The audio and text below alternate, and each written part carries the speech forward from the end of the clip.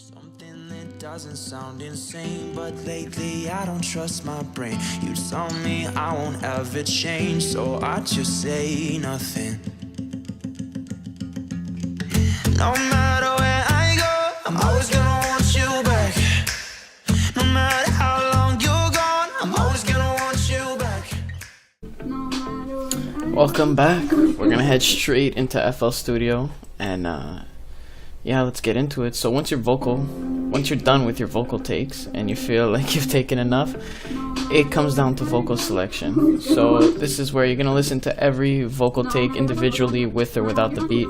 Go through them all and find which takes you find came out the best, sound the best. And yep, here we go. Once you've found your best takes, it's time to add the vocal effects. So we're gonna do some simple mixing. So the first effect we're going to be adding is auto-tune. So with auto-tune, you're going to want to choose your input type, which is your voice, if you're low pitch, high pitch.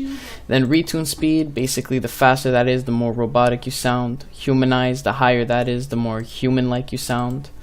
Then you're going to want to change your scale according to the scale of the song, so that your auto-tune fits in smoothly and you don't sound like T-Pain.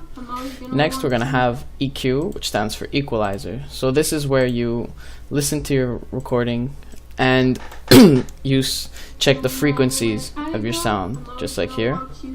So if you drastically boost or drastically lower, it's not going to sound good, but little nudges higher to boost the frequencies, the sounds you like, makes it sound good. And as you decrease, it's to take out the frequencies you don't like. So mess around with that and see what you like more. This is without the equalizer, and this is with. Next, it comes down to compression here. What compression does is basically it compresses your voice. So all the super loud sounds get lower and all the low sounds get higher to this middle ground. And that could be adjusted with your threshold and your ratio. So your threshold, you want about the middle of your vocals, and your ratio about 2 to 1. No matter where I go, I'm always gonna want you back. So also with the compressor, if you take away too much volume when compressing, you could always reboost it with the gain, and if it's too loud, you could always lower the gain. Next is reverb. So with reverb, this makes your vocals sound more ambient, like they're in a big room or in a small room according to you. So the wetness level makes it sound much wider, like you're in a church, and the dryness basically makes your vocals dry and less ambient. So you want to find a good middle ground to give your vocal takes some life. Next comes the delay. So the delay is basically the echo on your voice. Depending what sound you're looking for, sometimes you want a big echo at the end, like this, but it could get obnoxious. If not, you just want a little slight delay right at the end to really end off your vocal nicely and carry on to the next one. Just like in this.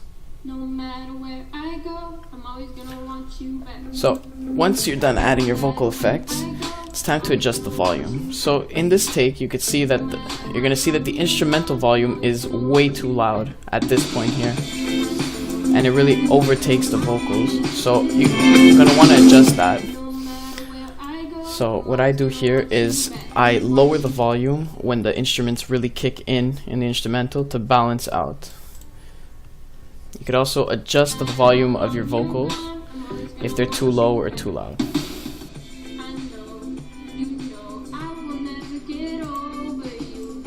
Next step is vocal layering. So basically what we did here is we added effects to Catherine's voice and Alexa's voice so they sound good, and then we decided to stack them on top of each other. Now by stacking them on top of each other, it creates this cool effect. And also a trick that I like to use is you take one vocal take and you push it completely to your left ear, then the other vocal take, push it to your right ear, and then have one vocal take in the middle. And it creates this really nice ambience around your headphones. Now these are just little extras we added. We recorded these separately to add a little more life to our track, and when you put them together, they all sound amazing. So this is what it sounds like before, with no vocal effects, and the final product.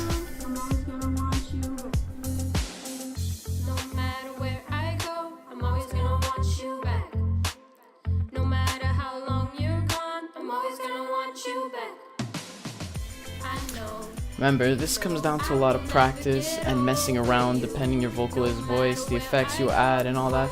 So don't get frustrated, just try a bunch of things out and I know you'll come out with a cool sound. Thank you.